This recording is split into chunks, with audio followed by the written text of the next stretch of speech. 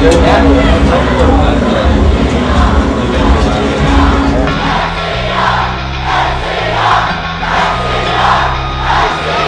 soon as those lights go off before we come out, the switch gets turned on.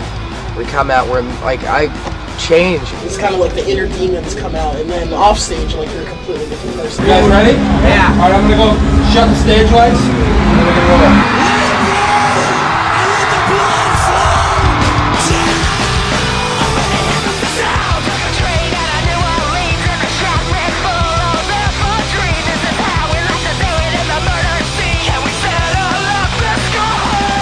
This was kind of like therapy for us when we started, and it still is. You know, if I wasn't in the band with these 4 other guys, I definitely wouldn't do it. This band has a way of saving lives, you know, and it keeps us alive. We're definitely a band that wants to save your life.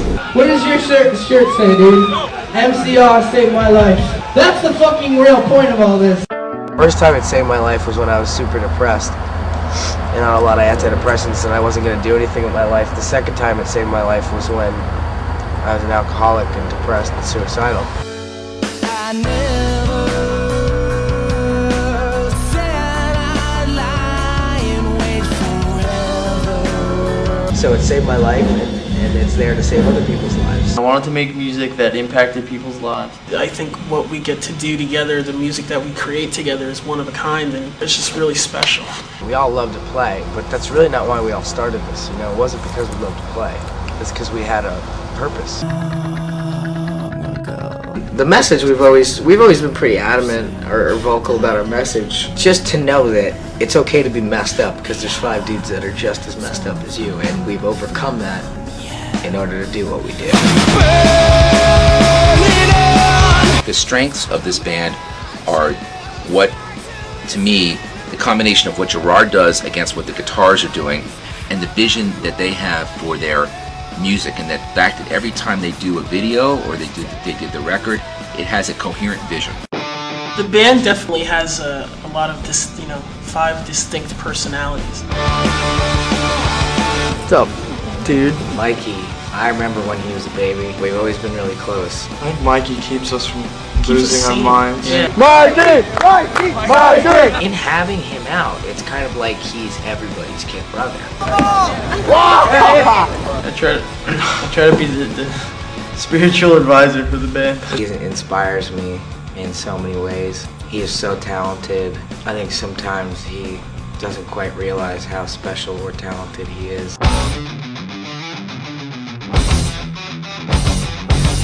Frank, he really plays with all his heart. When he plays, he really looks like, he's putting every single ounce of his body and soul into that performance. I get hurt every fucking day. I'm an idiot. The worst was when I broke my toes. Did you get kicked in the balls by someone named Frankie?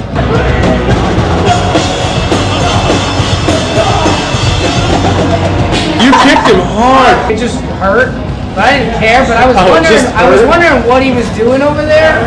In the first place, I was like, "Yo, he's way over here." And then when he kicked me in the balls, I was like, "What did I do?" Well, how would you consider me? I'm sort of like The quiet genius. Yeah, mastermind. Mastermind. The man with the plan. The man with the plan, Ray Toro. It's an honor to play with Ray Toro. I think he's truly like a genius. He cares so much about music and not about being famous or being a rock star. I'm kind of bummed that I didn't hang out more with people because I was too busy being a complete and utter hermit in the back. A man obsessed is what I've been called.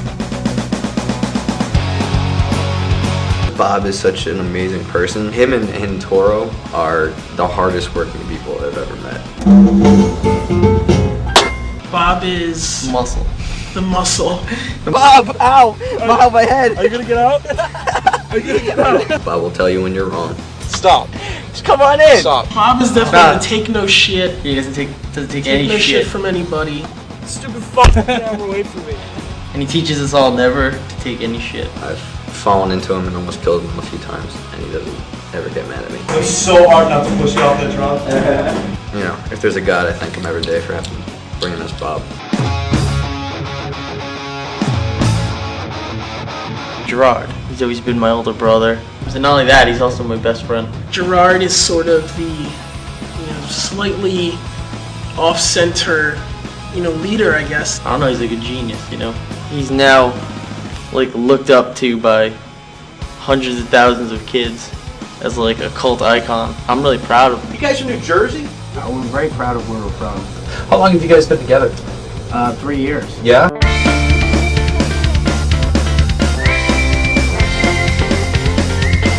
We're My Chemical Romance from New Jersey. The band is based in New Jersey. Jersey is like a mecca for music because you have millions of people living in this tiny state, and a lot of them make music. I'm the only one that's not from New Jersey.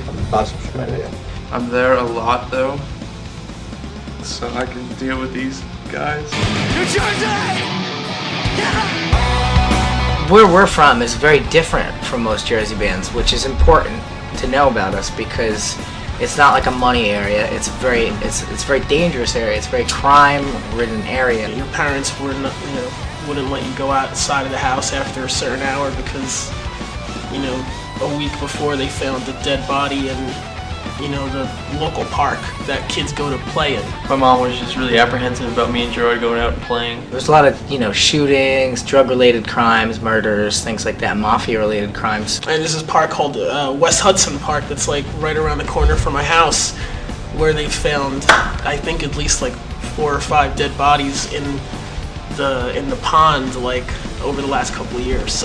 So as kids, you couldn't really go out and play. He calls the mansion not a house but a tomb. I think that's why we're so into like horror movies. Wedding party all collapsed in the room. So send my resignation to the bride and the groom. Yeah, that's the only beam of sunlight that comes into my room. Mom, come on, be in my video. I'm like so into this thing. That's freaky, that bat. Yeah, that's my grandfather's paperweight. Oh, you got it? Like, wait, I'll show you the shit you have to shoot in here. This is like Jersey. What I had to do, and my brother had to do, was really just create our own kind of space in our heads. That's why there's such a fantasy element to My Chemical Romance. Like, I drew pictures, I wrote stories, I made stories up, I lied a lot, I kind of lived in my head. It's because as children we had to develop these kind of things to live in because you couldn't really live in the real world as a child. You couldn't go outside and play. I definitely feel like no matter where we go, where we tour, stuff like that, like I'm not scared of the places or the people there, unless we're in Detroit. I think the only place that actually scared the shit out of me was the Tenderloin. That's because we walked out of in San Francisco, walked off the bus in my makeup and costume, and this dude across the street in front of a crack house just goes, "Better stay on that side of the street, motherfucker. I'll knock you out." Come on, New Jersey! To the city, to the life you bring.